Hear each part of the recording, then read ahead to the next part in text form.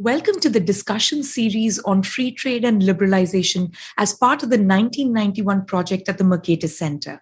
I'm Shruti Rajagopalan, and in this conversation series, I will be talking trade with Professor Arvind Panagariya, who is the director of the Deepak and Meera Raj Center on Indian Economic Policies and the Jagdish Bhagwati Professor of Indian Political Economy at Columbia University. In the past, he has served as the first vice chairman of the Niti Aayog in Government of India and as chief economist of the Asian Development Bank.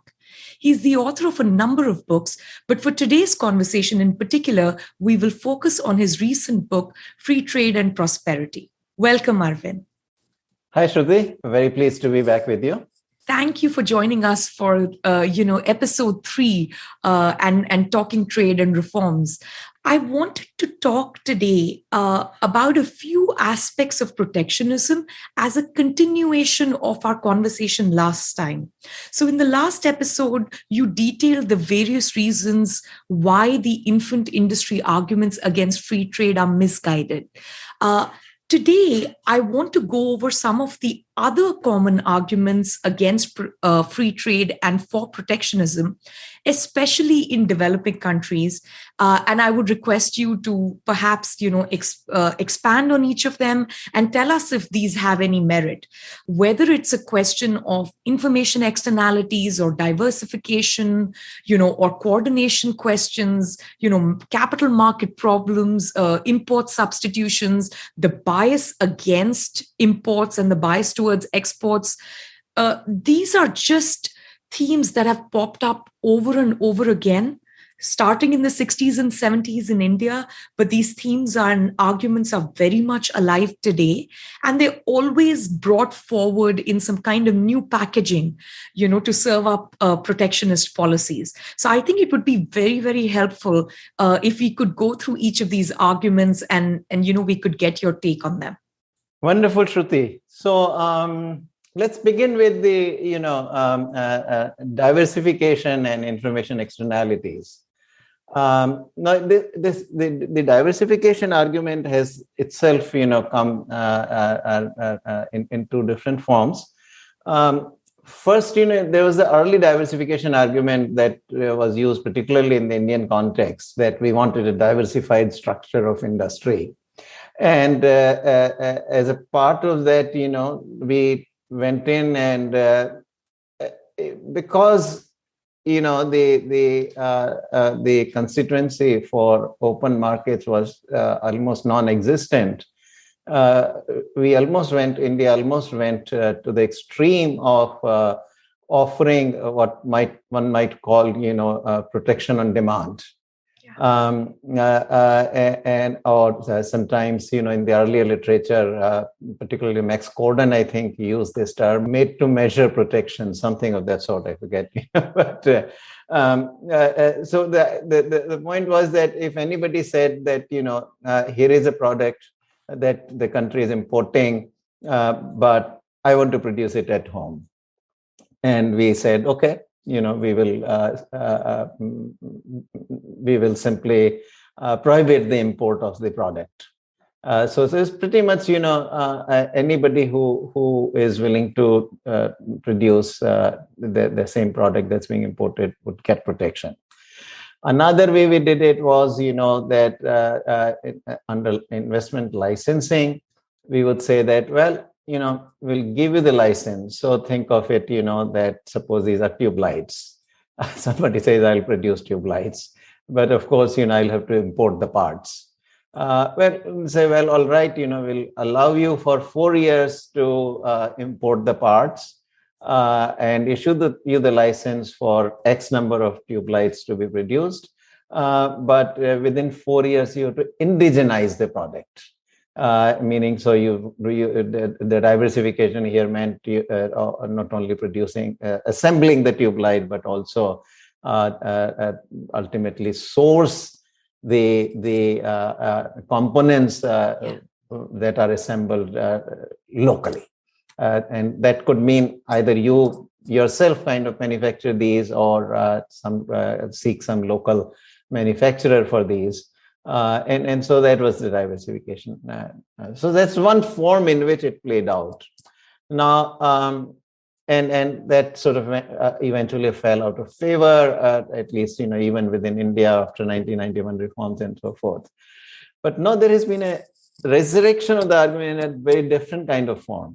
So there is some development research that came through, so there's this paper by Imps and Vexiar, and they find that, that the rising per capita incomes are accompanied by increased diversification within sectors, right? So if industry grows, even if it remains, a constant proportion of the GDP, what happens if per capita incomes are rising is that within industry, each product kind of becomes more and more diversified. Different varieties of the product come in.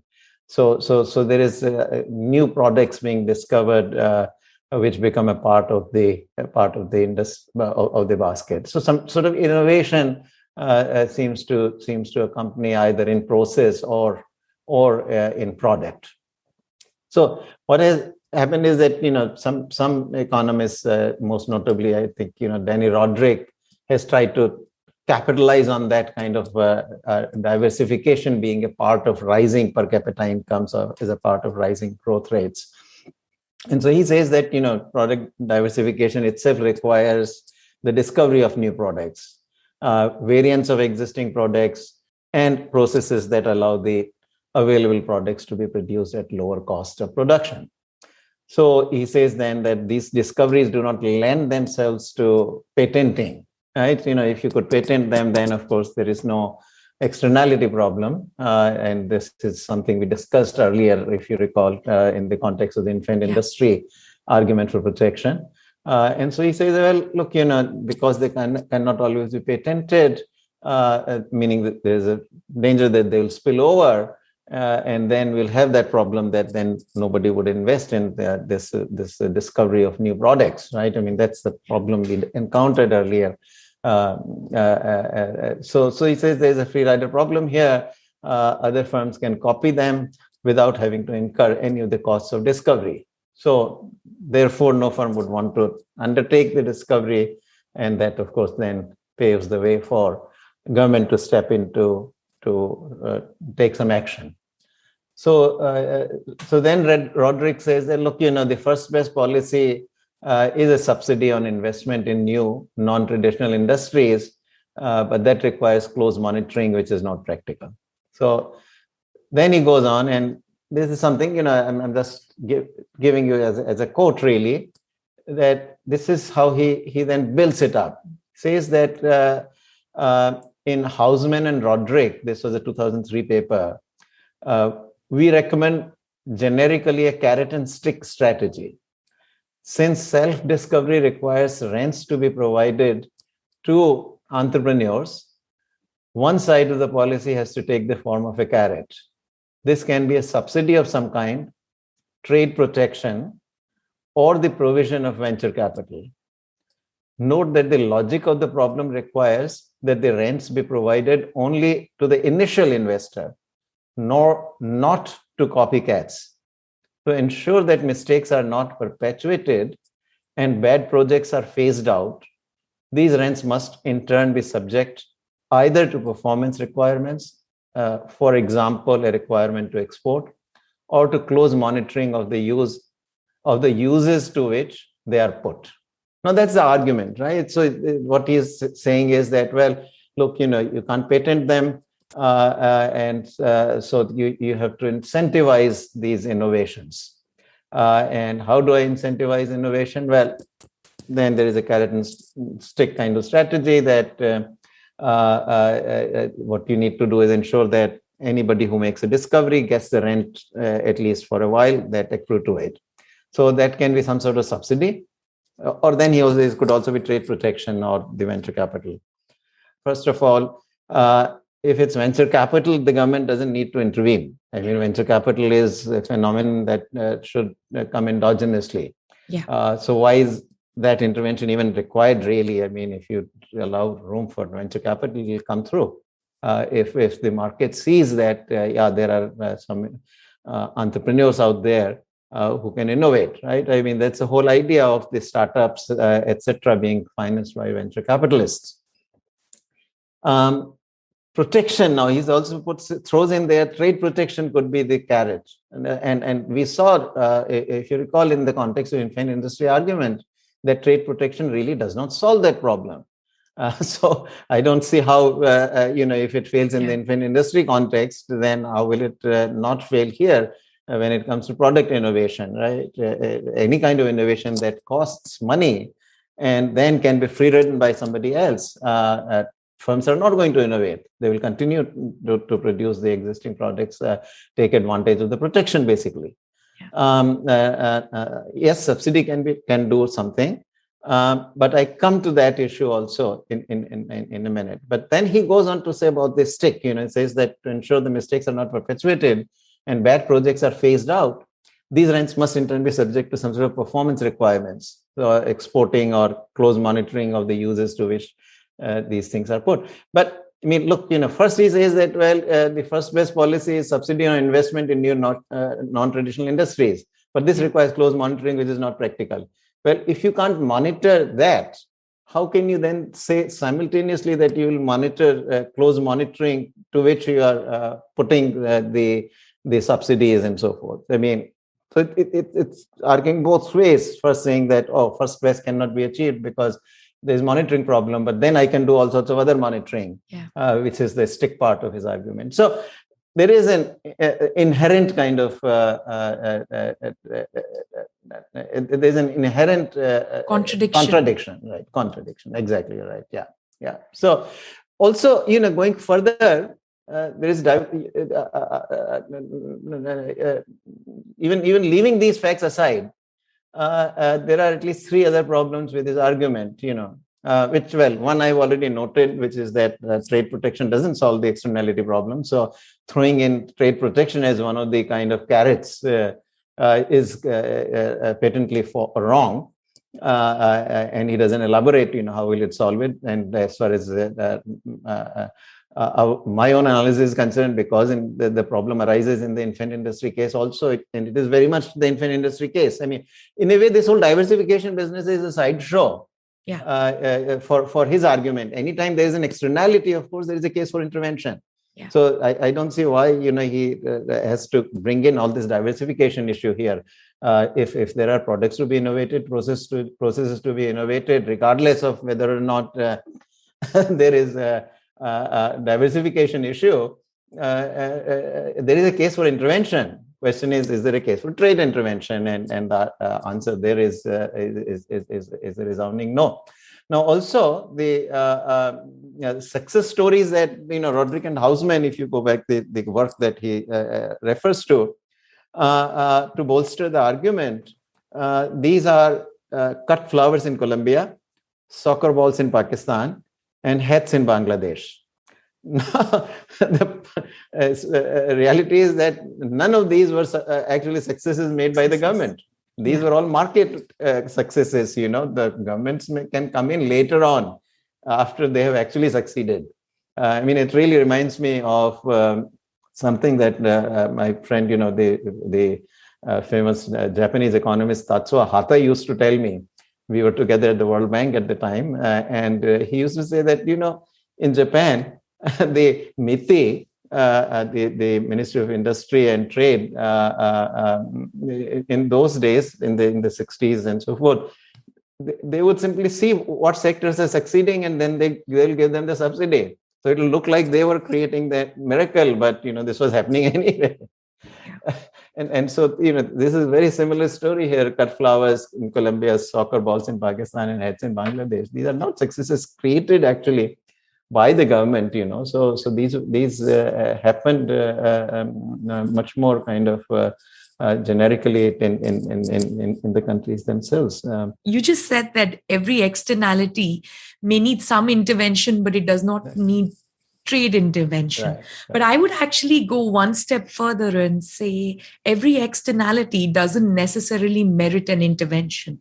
There are some externalities which are inframarginal, right?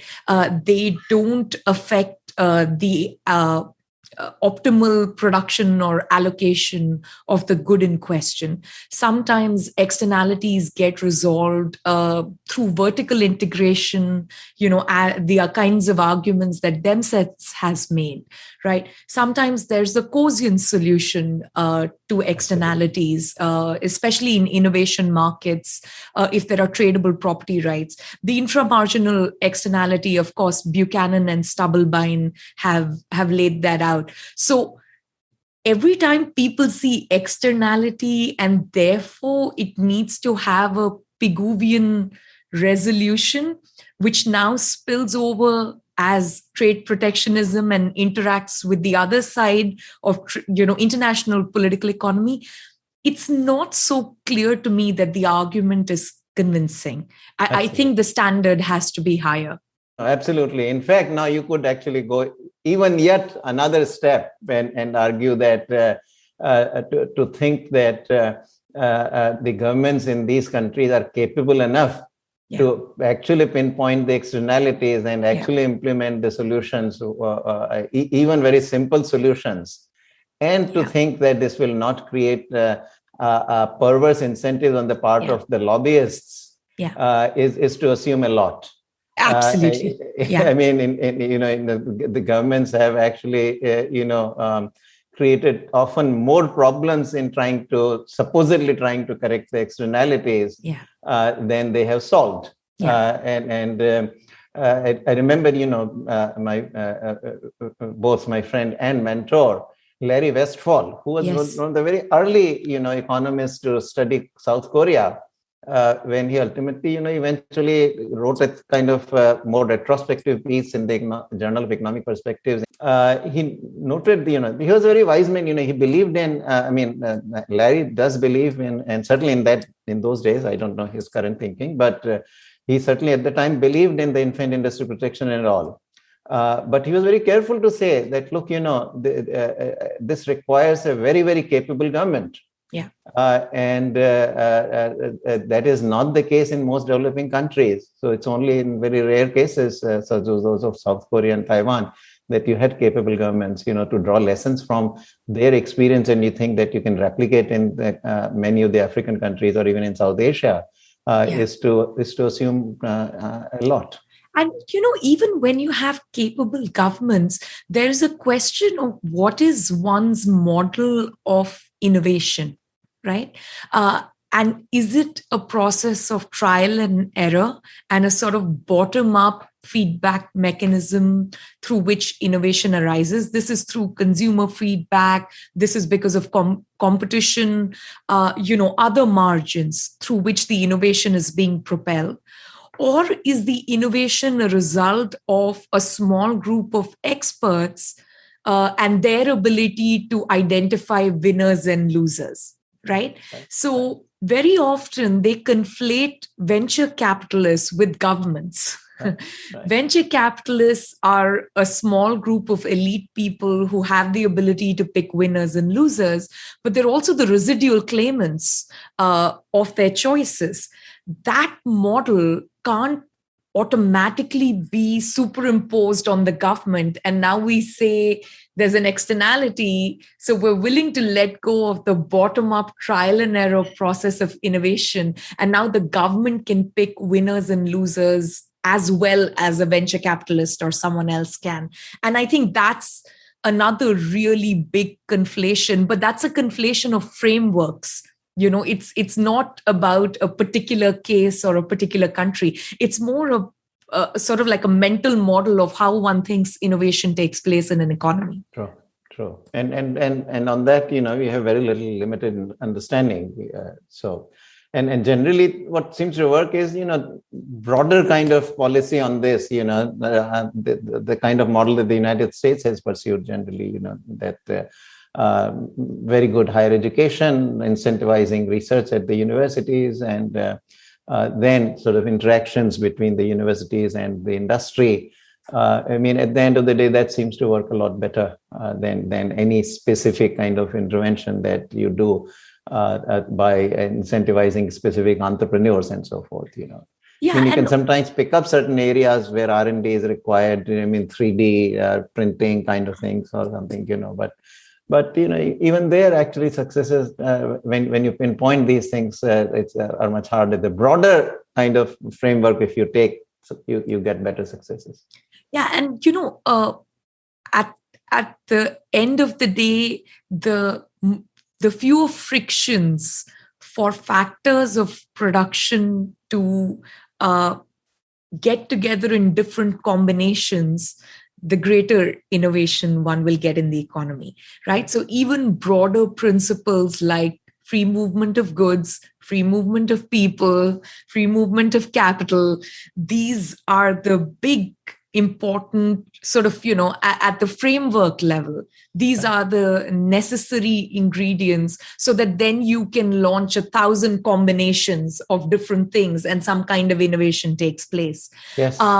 But this kind of pinpointed intervention here and there to solve one externality, that problem, diversification, capital market imperfection, it actually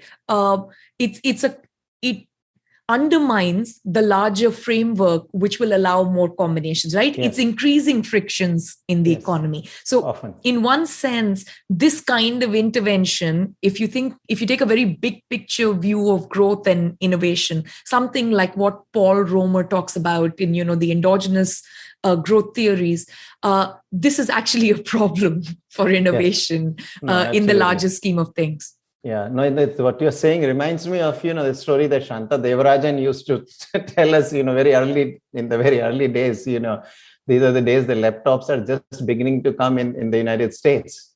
And so he traveled to South Korea, and the custom guys sort of stopped him and then they opened the laptop, started taking pictures and everything, So he thought, what was wrong, So apparently later he understood that this was a new product. Yeah. And they had no idea.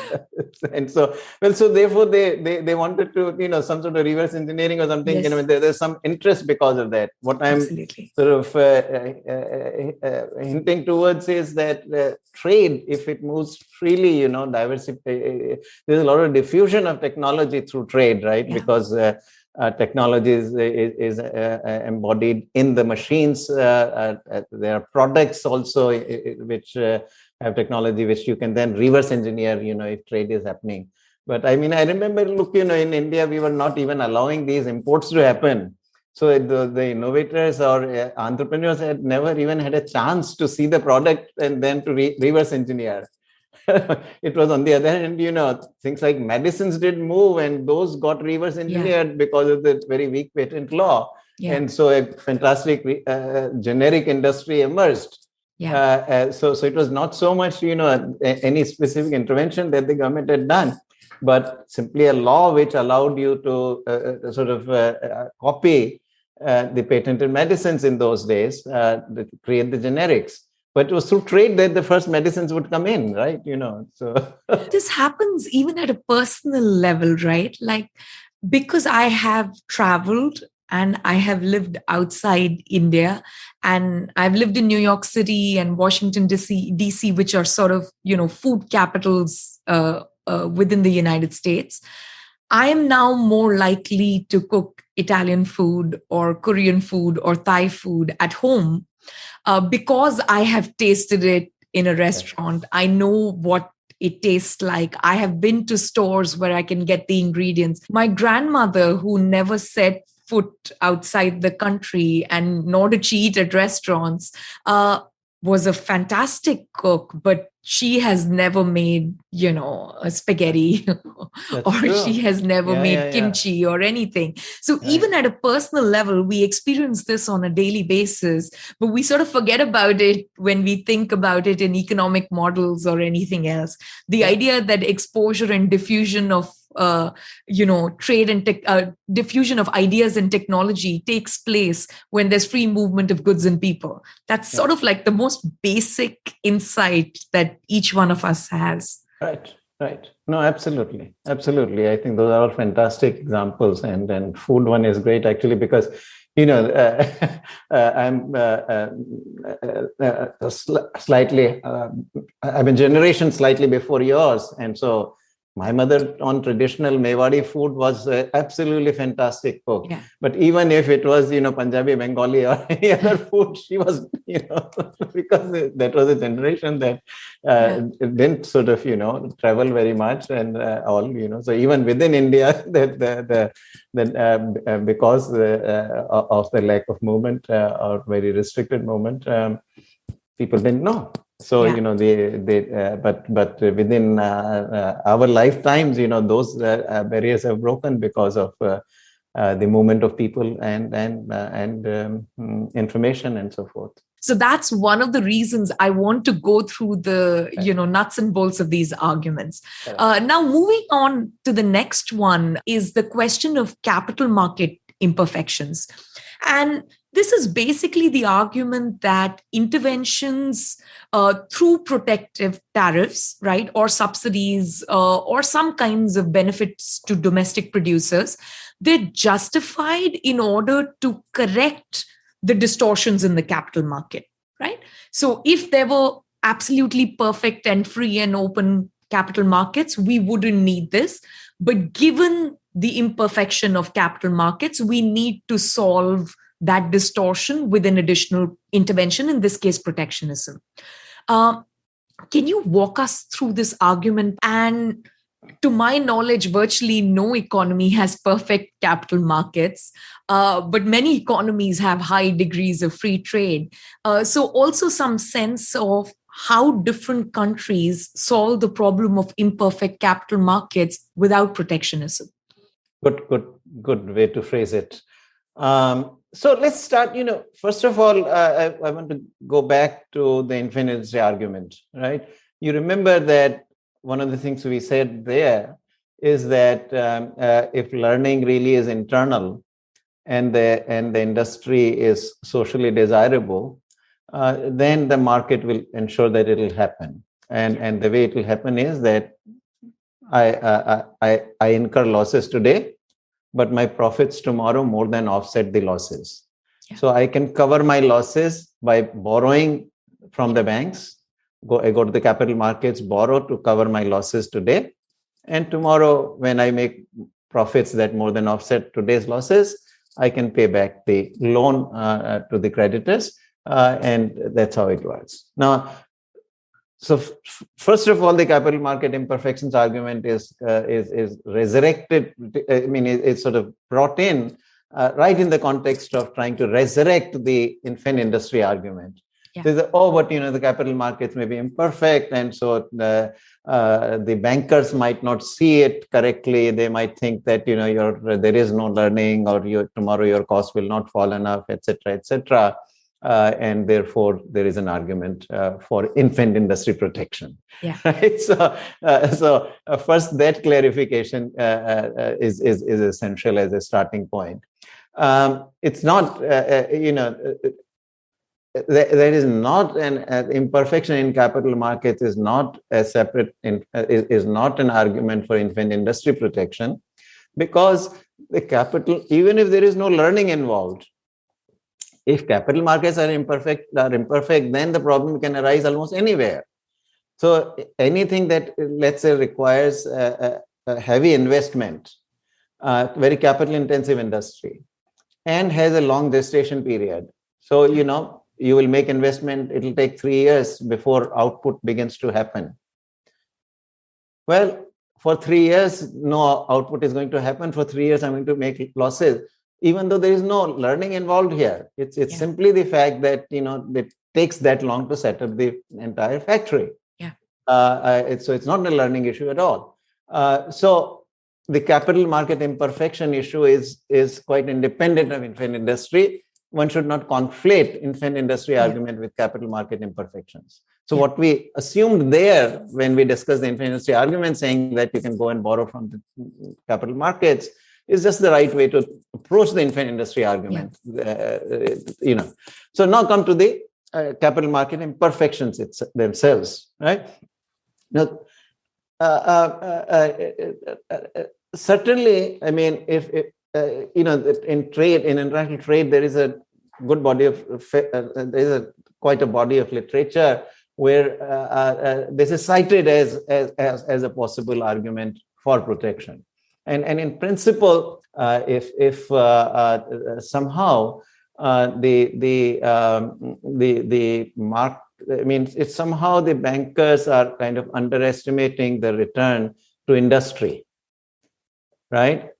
Then when anybody goes to borrow from the bankers, they would underlend to the industry, and that would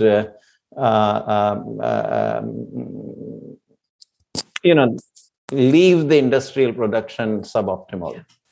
Now, forget even that. Actually, it is even for any other reason. Let's say, right? If for any other reason the industrial output happens to be below optimal, there may be other market failures and so forth, right? I mean, even then you could say that, look, the first best will be to subsidize the output itself. But as a second best, you could subsidize capital.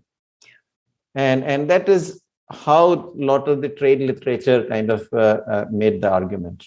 The first best intervention is credit subsidy to the extent of underestimation. I mean, so even if we actually locate the distortion in the capital markets, then of course the first best thing is some sort of credit subsidy. The second best intervention would be a production subsidy.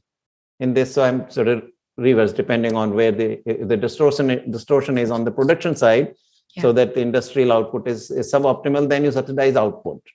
But as a second best, you can subsidize capital in industry, use of capital in industry. If, on the contrary, the distortion is directly in the capital markets, then the first best is really capital market subsidy, is what we would say, and the subsidy on output is the second best way to solve it. Now the problem is this. Okay, I mean, so in principle, let me grant it that conceptually you can make that argument, but what is the when it comes to practicing that kind of argument, what is the problem? The first one was very nicely pointed out by Anne Kruger. So she said, look, this is again, you're thinking in terms of this two product model. One is agriculture, the other is industry, and somehow the market, what I need, somehow this within this framework, because I see that because of this whole export pessimism that at other times we have talked about, right? That if I rely on agricultural exports, it's a non-starter for me because demand is relatively inelastic. Both price so demand is subject to low price elasticity as well as low income elasticity. So in any case, because of low income elasticity, as industrial economies become richer, demand will continuously shift in favor of manufacturers and against primary products. And therefore, my terms of trade as the exporter of primary products will continue to deteriorate. So it's not a winning strategy. Likewise, even if I increase productivity in my primary products and want to export more, then my own exports will lead to a massive decline in the price, because the demand is also demand for agricultural and primary products is also price inelastic. And that price inelasticity would mean my attempts to sell more will result in a massive decline in price and therefore fall in the revenues that I am able to get. So primary products are non-starter. I got to work on industry. And so how do I do the industry, right? So I find some ways, so you can have capital. And you might say that reason industry is suboptimal is that my capital markets are not working, and so industry is not getting fair share of credit. So let's, subsidize the industry. Now, just recast the problem in three goods, where you got two industrial goods. One is an export good and one is an import good. Now, if you start subsidizing the import good, capital, use of capital in the import good, it's entirely possible that your competitive advantage was actually there in the export good, and that was the underproduced good. But once you do this, you will actually pull capital out of export good into the import good or import competing good. That will be the wrong thing to do, because by assumption, I'm saying, well, my underproduced good may have been actually the export good. Yeah. So it's not so straightforward. But the biggest problem, I think, in my view, on this capital market intervention kind of thing was pointed out by Ronald McKinnon. And very rightly so, he came from the finance angle, right? He was an expert on financial markets, one of the very early experts on that subject.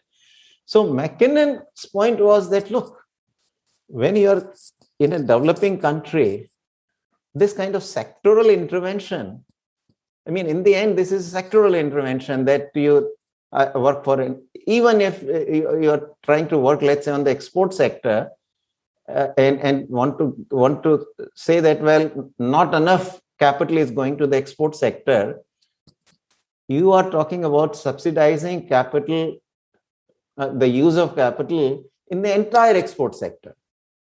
But he's saying that, look, the developing country problems are actually very different. You cannot go with these kinds of subsidies at the entire sector level. What happens is that every sector, whether it is agriculture, including, he said, even agriculture, but other industries, even services, they all have, because these are very fragmented, they all have entrepreneurs with very high returns and entrepreneurs with very, very low productivity. And so they are not, your high return activities are not like concentrated in a particular sector so that you could give the subsidy to the sector. Yeah. You really have these high and low productivity activities going on simultaneously in the same sector. Yeah. And so really there is no easy shortcut actually to developing the financial markets. He says, look, ultimately this is all about development of the financial markets and work on that. Otherwise you are going to make mistake, because if you say I'm going to give capital to industry as a whole, right? Then, and by the way, a good example of all this is there in the Indian context, which is the priority sector lending. Yes. Right. Which is terrible. What are we doing? We are doing exactly what Ron McKinnon says. That, look, the MSMEs are not getting enough, agriculture is not getting enough, exporters are not getting enough, farmers are not getting enough. So allocate a significant part of your credit to these sectors. But each of these sectors has, high return producers and low return producers. Yeah. And those actually who are low priority, right? You're saying, so these are priority sectors, they're non-priority sectors. But many non-priority sectors actually do have a lot of very high productivity entrepreneurs. Yeah. So your job is actually to really find these, identify the high return entrepreneurs or high return activities which are spread throughout the economy and give credit to them. And that requires development of the financial markets. And if you think that, you can really solve the problem by giving credit at the sectoral level, then that's what you would think, and not develop your financial markets properly.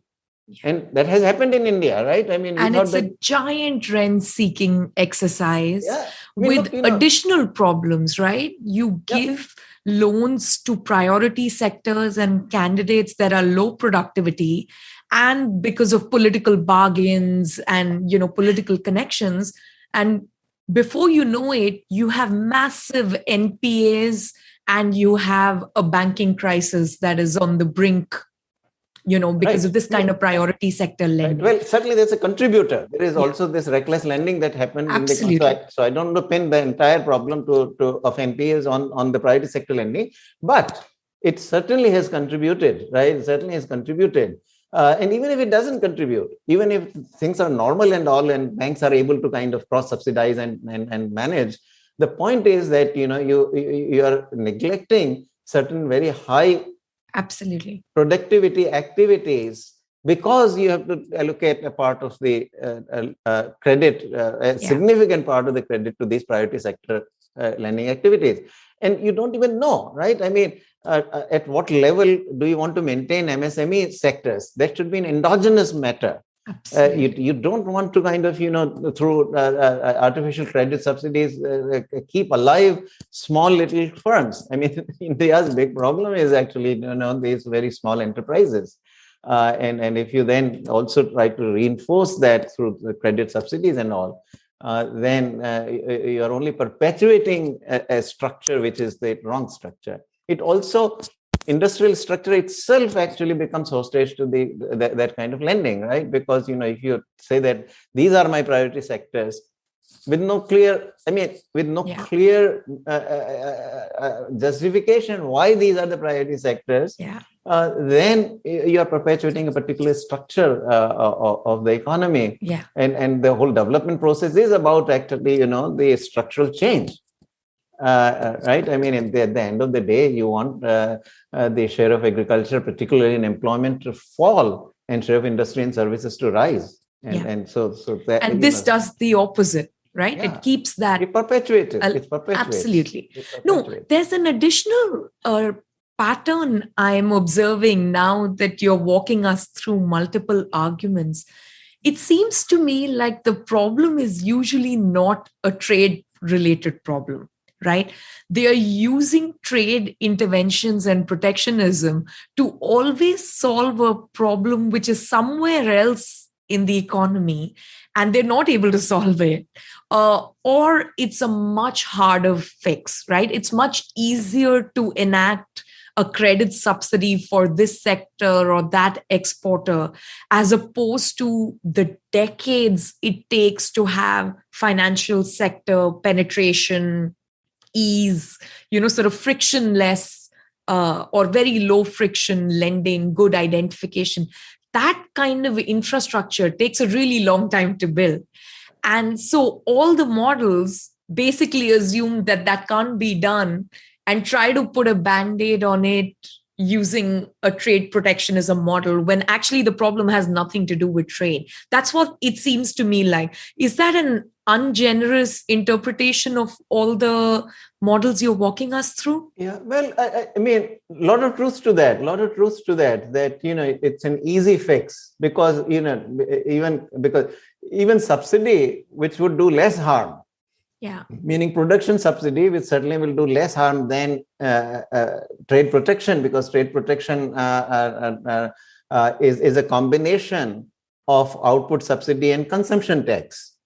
So protection is not only kind of giving subsidy to the production, but it's also taxing the consumer of the product which is subject to the tariff. So it's worse. But even so it will do less harm to do output subsidy, but output subsidy is hard to maintain, because politically it is people see through it that you're taking out of my pocket and giving it to somebody else. But trade protection is very easy, because you think that you are imposing it on the foreigners. Nobody sees that my own consumers actually are paying most of this tariff revenue that you are collecting. You just give the impression that it is the foreigners, we are collecting it from them. So they are the target. So politically, they are very easy target actually, and the thing about trade taxes or tariffs is that they generate revenues.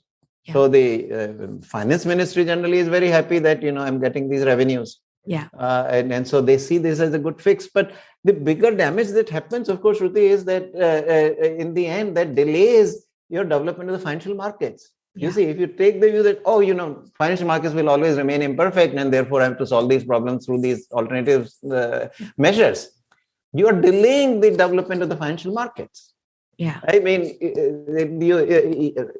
fair enough that, financial markets, maybe even in America or Europe, they're imperfect, but they are far, far less imperfect. They deliver a hell of a lot of better outcomes than in most other countries, ultimately the financial markets. And so there is an argument that, look, don't delay your development of the financial markets by substituting all these other interventions, and especially the trade intervention, which really is ultimately not fixing the problem at all. It's neither fixing the problem, and at the same time, it is delaying the development of your financial markets. No, to take an example which has nothing to do with foreign trade or financial markets, but will illustrate the point, think about farmers in India. For a very long time, a very big problem with farmers is that their markets are very local. And because we don't have good cold storage, good infrastructure, large agricultural markets, access, transportation, infrastructure access to large agricultural markets, farmers don't get a great price for their produce, right? They get very low price. And therefore, they need all kinds of subsidies. We need to give them, free electricity. We need to give them fertilizers. We need to give them all these other, loan subsidies or loan waivers, worse still. But what really needs to happen for the farmer is you need to build the roads. You need to build the infrastructure for the agricultural market. You need to build the dispute resolution system. You need to create a proper system so that, spot contracts and futures contracts can actually be enforced. Those are the things that are going to improve the prices that, farmers get. But it's very difficult to build roads. It's difficult to bring in a new dispute resolution system or create a large marketplace. So what we instead do is, we give them loan waivers or, subsidized fertilizer or free electricity or MSP or something like that. But what they really need is the road. Right. In fact, there's some great literature showing that the moment there is increase in road penetration, right, and railway penetration, basically access to transport, agricultural productivity starts increasing. And this is an age-old insight. We see good evidence for this in India. But to me, the trade intervention argument because of imperfect capital markets, though that's a completely different part of the economy, it seems very similar to this kind of logic, right? Except now we're talking about foreigners. So it's really a matter of infrastructure development. On this, my question is, how do countries that have open and free trade, how do they deal with imperfect capital markets? They must also have this problem to some extent, right? Yeah, but look, certainly in the advanced countries, still the capital markets are much better developed, and so at least. But something like Korea, Arvind, yeah. This was not an advanced country when it opened up its trade. Yeah, it must have had not perfect financial sector and capital markets. So how did a country like Korea deal with this problem without protectionism? I guess that's my question. Like, is there a way or a model or examples of developing countries that might have dealt with this? So there were certainly some credit subsidies in Korea, but that I don't think was the dominant instrument. Which so some interventions happen, and this is where this whole business on targeting and industrial targeting, etc. comes in. But that's not the dominant story. At the end of the day, to me, it seems the Korean story is really very much taking advantage of all the global markets with very early on, by the way, 1960 onwards, because Korea really, devalued big time the domestic currency, which very quickly kind of generated response of the manufacturing exports. 1960 to 1964, manufacturing exports are expanding at the rate of something like 50-60% a year. Wow. It's a very slow base. I mean, I admit it's coming from a very low base, so it looks a little exaggerated. But the point is that the structure of the exports dramatically changes from agricultural to manufacturers. Manufacturers initially being to some 20-30% in 1960. By 1964, they've crossed more than half of the exports become manufacturers. So that, I think, convinced the leadership that this export business could deliver. Yeah. And so by 1965, Park Chung-hee was very much onto the ball game on this, And so he very much started having monthly meetings or bi-monthly, once in 2 months or something. He'll meet all the export interests, figure out what the bottlenecks are. And it was relatively, that Korea is number one small, but at that time, income levels being what they were economically, it was even smaller. So it was not very hard to find out who are the big exporters. And they didn't have the small scale industry business. So, the exporters usually are larger. It's the larger firms which export. So it was easy to kind of collect and find out from them, what the bottlenecks were and all. So that is how I understand the Korean story. Exactly whether they tried to, certain credit subsidies existed, as I said, but I don't think that was a big part of the story.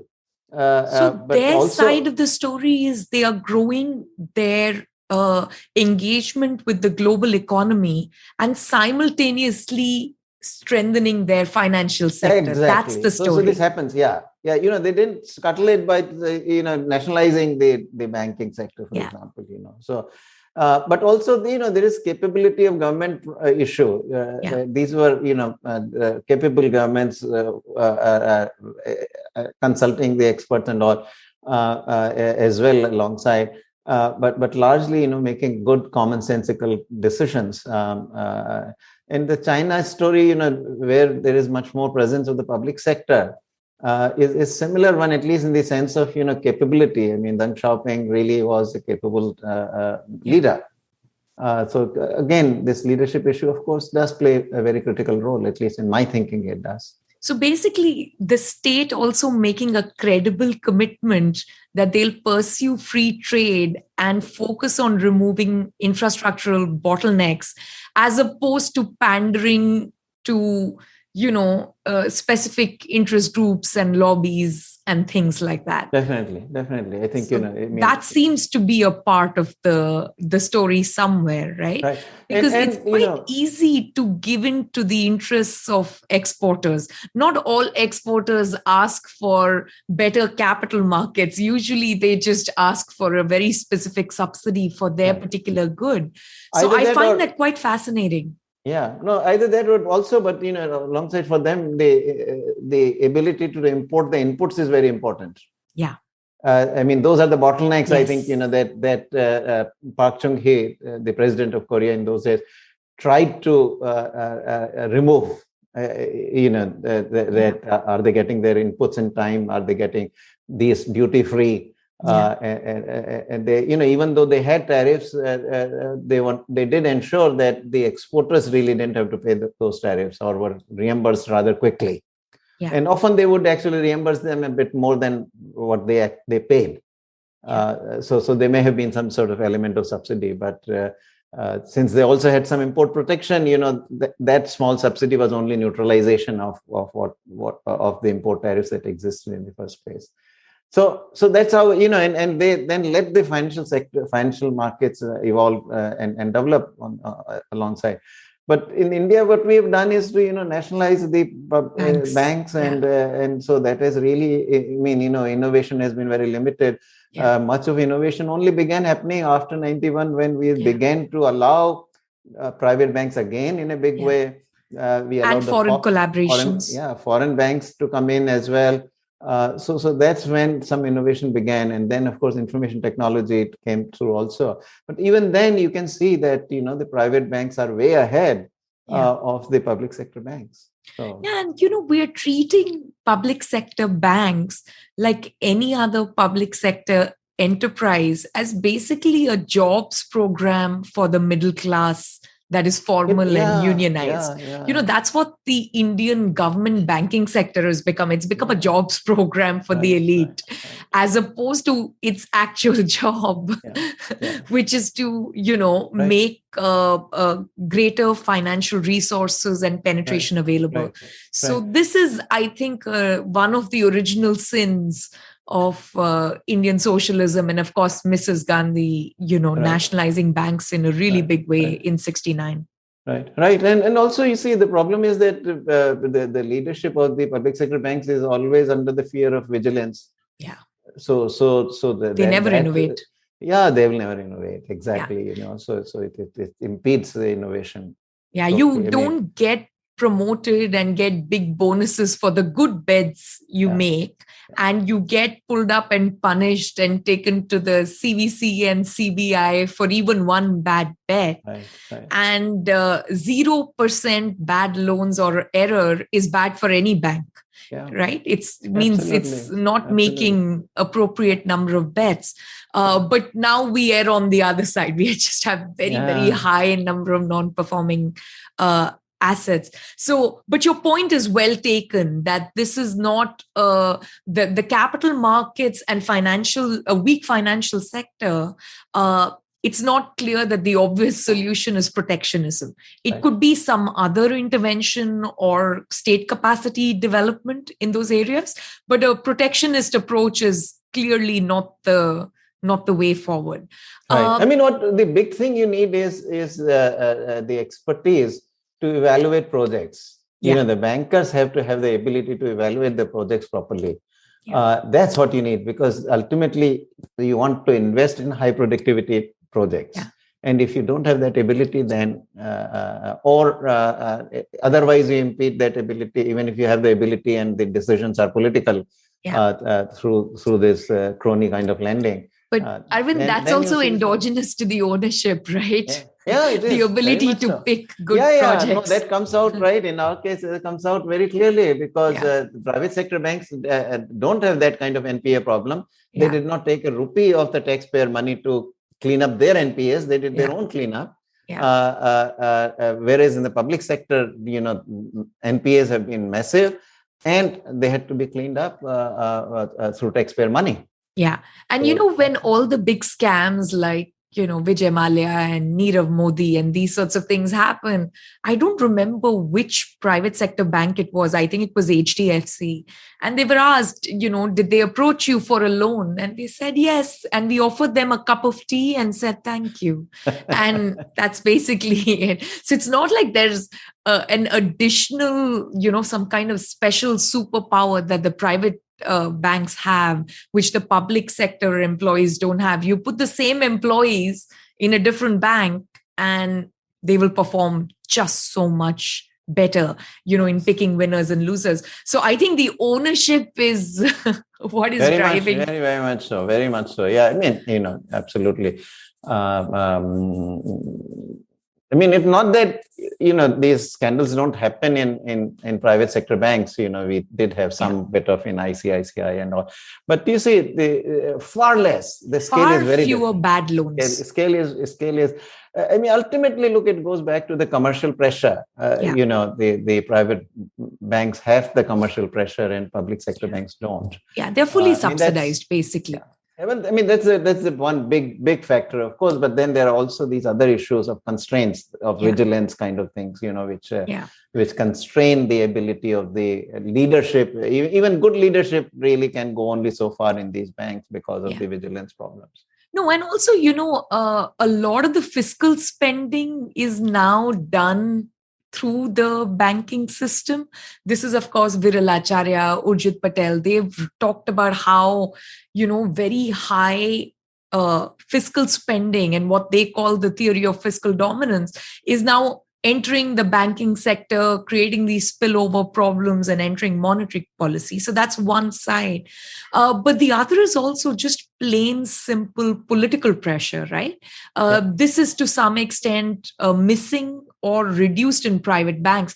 You don't have political leaders putting pressure on bureaucrats or the boards of, Punjab National Bank or SBI or something like that, and saying that you need to give so-and-so a loan for this project. And typically it's because that person lent them money for the election campaign or, some other quid pro quo that has taken place on some other side, of the economy. So you just see less of this. So it's not to say that the private banks are perfect and they can completely develop the financial capacity of a nation like India with no other inputs necessary. It's just that we have a massive public sector system which has just failed to deliver. Right? Absolutely. So to go back to the arguments for protectionism, one argument this was it would keep coming up for developing countries again and again. I mean, it's started with the Asian countries. Today, people are saying the same thing about many African countries. This idea that open trade is bad for employment domestically, right? This is, again, an argument that doesn't go away. In India, of course, we have a particular kind of demographic structure, and we have had what many people have called jobless growth, right? We haven't seen that, sort of massive employment in manufacturing that you saw in Taiwan or Korea or China and other places like that. So this argument has come back in a new way, in this century. It was sort of slightly differently packaged in the previous century. What is the relationship between free trade and unemployment, especially domestic employment or unemployment? And is there any merit that protectionism will increase employment within the country?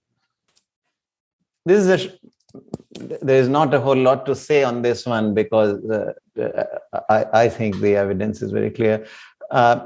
If you're talking of aggregate employment, show me any country, if there is a relationship between protection and aggregate employment. Surely, if you're talking about any sectoral employment, then of course, you give protection to auto industry and you'll get higher employment in auto industry. But what about the jobs in the rest of the economy, right? So evidence really doesn't, there is just no evidence actually that the trade policy has an impact on the aggregate employment ultimately, which is what employment is about. Now, India itself is a good example.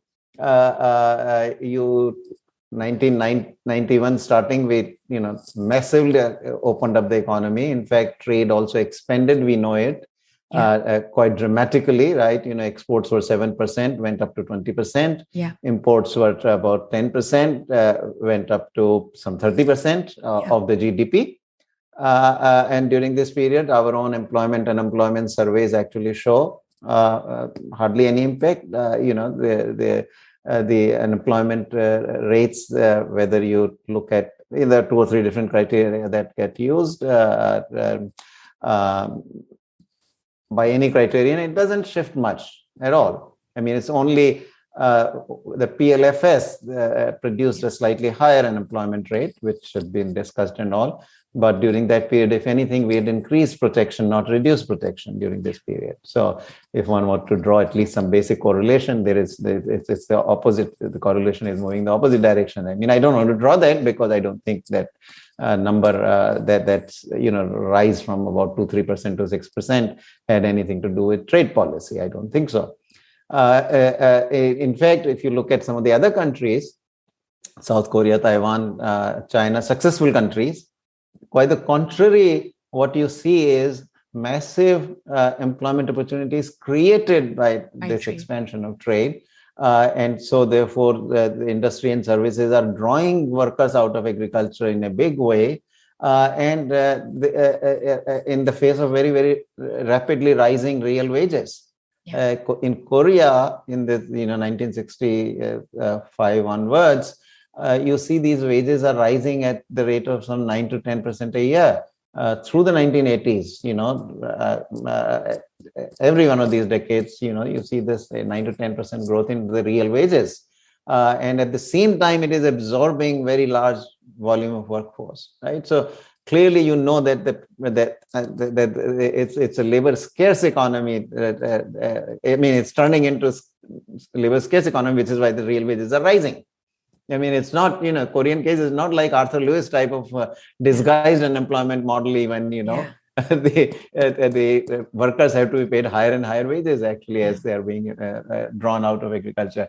So evidence simply on the aggregate is simply not supportive. Now, in fact, if we then go back and see Indian problem, which is the problem of underemployment, I have always said this, underemployment in agriculture and underemployment in industry and services, meaning that, two workers or three workers are doing a job which can be easily done by one worker. And that of course means that output per worker is incredibly low. Yeah. Low productivity employment, that's underemployment. And there actually the trade will help you go the other way. I mean, it will reduce this underemployment and raise the productivity. So I think that politically it's good, easy to make that kind of argument. Perhaps, everybody who is looking for a job identifies with it. But it really doesn't have anything to do with, if that were the case, right? If protection, even more stark, truly stark example is our days of 50s, 60s and 70s. Closed economy. When we were completely closed economy. And look how many jobs we created. Hardly any jobs got created, right? For my generation, all the even movies that would come out were all about the Berozgar Naujawan. These young men, seeking jobs and all. So, and you know that often for any single job, large number of people arriving, and then the hero kind of making the sacrifice that, agar main ye job le leta to tum berozgar reh jate and all, so the hero, let's go out the opportunity. So it's just, and progressively, in fact, in the clerical jobs, there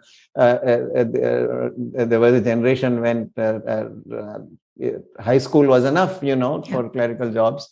Then bachelor's degree and then master's degree became the norm. Now you have PhDs applying for, there's a peon job in the railways and 2 lakh people apply and things like that. That's a reflection of, it's still very limited jobs that we have created in industry, private sector. So, the best jobs are, you get 18,000 rupees per year, job guarantee for life, pension assured, you got health benefits assured, in a few years you also get housing. In the private sector, a lecturer will probably get just 18,000 rupees with no job security, no health benefits covered, no housing, nothing, and you'll have to work very, very hard. Whereas, as a class 4 employee in the government of India, the so-called multitasking staff, really half the time they're totally free, not very much to do. So, here I understand the argument in the aggregate, right? So we understand that free trade will basically increase the size of the pie, right? So as the economy grows, there will be more jobs and so on. Now, I want to dig in a little bit into the sectoral question. And this has proven true more for developed countries than developing countries like India. So you have developed countries where you had large manufacturing, with as free trade opened up, places like China and Taiwan, Bangladesh, they started developing a comparative advantage in those sectors. Those industries, factories went to those countries, and therefore the jobs went to those countries. So you had some sectoral churn, right? So if 50 years ago you were working in a shoe factory in the United States, for instance, today that job simply doesn't exist. And now the question in developed countries is not so much protectionism, but how do we make sure that people who are employed in one sector where they are no longer as productive can be reintegrated into the rest of the economy in some other sector, right? This is also related to arguments about automation, all the technology, artificial intelligence, all these new sorts of things which are coming in and taking away traditional jobs. But trade is a very large part of the argument, against this kind of sectoral mass unemployment in the short term, which really devastates families, cities, regions, and so on. What is your view on this kind of very specific sectoral unemployment and free trade? Yeah, here, so in the developed country context, actually, even at the aggregate level, what you do observe, right? where this pressure, at least in the United States, seems to manifest more is in terms of the wages. Yeah. Right. So we have this wage inequality debate, that the skilled wages to unskilled wage ratio has been rising continuously. I mean, some exceptionally periods have been there, but broad trend, particularly if you really take from late 1970s to 2000 or something, you see that the so-called skill premium has been on the rise. And so it's at the bottom, which is where you really care for people. That's where the poor people are. There the wages have not risen. I mean, in real terms, perhaps they've risen marginally. There is a difference. Oftentimes, that people conflate the relative wages to real wages. So that distinction should be made. But at least the evidence I saw from some work by Rob Feenstra and all, the real wages were not negatively impacted, but the wage gap is very clear. The question simply is that can protection solve that? There is no evidence really that protection will successfully solve that problem, because a lot of this, at least the view of trade economists has been that the very significant part of this, shift in favor of the skilled labor in the wages has been driven by the shift in technology. That the production processes have become progressively more and more skilled intensive, and so they have progressively increased the demand for skilled labor relative to the unskilled labor. And that is the main driver of the wage premium or a skill premium in the wages. So that's obviously you don't want to stop the technological change.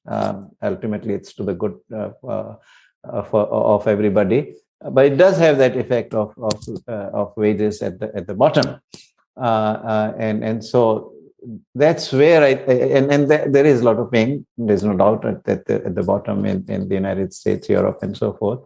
And something. So economists have traditionally argued always, have good social safety nets. They don't have to be, for political reasons, maybe they have to be trade related to some degree, but I think they should be more generalized, because trade is not the only policy that is at play. There are other policies at play as well, and technology is at play as well, So generalized social safety nets. Now that's easier said than done. Obviously there are still a lot of things, a lot of issues that remain. But one can, blame trade. But the simple example I give is, look, I mean, if trade had not played its big role, look what happened. What would have happened to the iPhone? I mean, at the end of the day, the very fact that everybody can afford almost, in the developed countries, in the developed world, at least some version of iPhone, everybody can afford. It's because the Chinese manufacturing has brought prices so far down. And the massive scale, if production of iPhone had been actually confined to the US, there's no chance. I couldn't afford an iPhone then. No. I mean, there will not be that many iPhones. I mean, there would not. I mean, but for Korea and China and Taiwan, and now it's spreading a bit to Vietnam and maybe India also and all. But principally those three countries. But for them, mobile revolution across the world couldn't have happened. I mean, it's those countries that, massively at a very low cost to manufacture these mobile phones. And even when we replace these feature phones by the smartphones also very quickly fell in cost. And that's because of the manufacturing prowess of these countries. And without that, and just imagine how much good it has done to almost everybody, So that kind of gets lost in this in the conversation. Absolutely. But, I think also more fundamentally, free trade in developing countries, to switch gears back, brings structural transformation, right? That's fundamentally what we need. And Absolutely. structural transformation is not painless. Yeah. It does require people to stop doing their traditional trade or agriculture or something they've been engaged in for a long period of time and start doing something else, which is a higher productivity job. And on the one hand, we want the structural transformation because that's the path to, higher GDP per capita, better wages, and, sort of like a growth trajectory. And on the other hand, it's not painless, right? So now, since that's the prescription for developing countries, it would be weird if that's not also the prescription of growth for developed countries. The margins on which they can afford to ease the distress by providing, unemployment welfare schemes or universal basic income or something else. Of course, that's of a different magnitude. But the prescription for growth and productivity can't be that different across both, right? And that is true.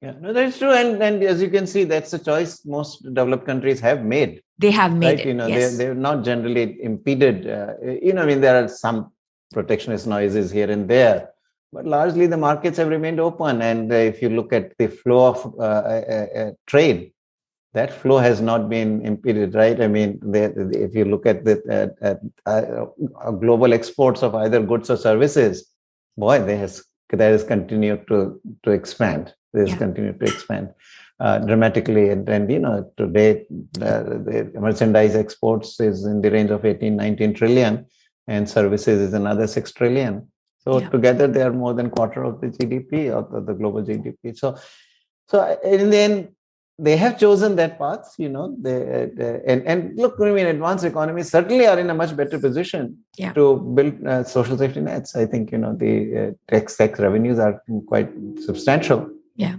Even to build the social security net, you need free trade and economic growth, because that's what gets you the higher revenue. Right. So at some point, there is very few options if the goal is prosperity, for large numbers of people. Right. I mean, all you can say is that, if the developed countries resort to protectionism, the cost of it to them might be relatively smaller than what it is to developing countries. I think developing countries pay a huge cost, and we know the Indian experience, particularly how much we paid for almost 50 years. Yeah. It's almost a luxury that only a few countries can afford, and even they can't afford it for too long.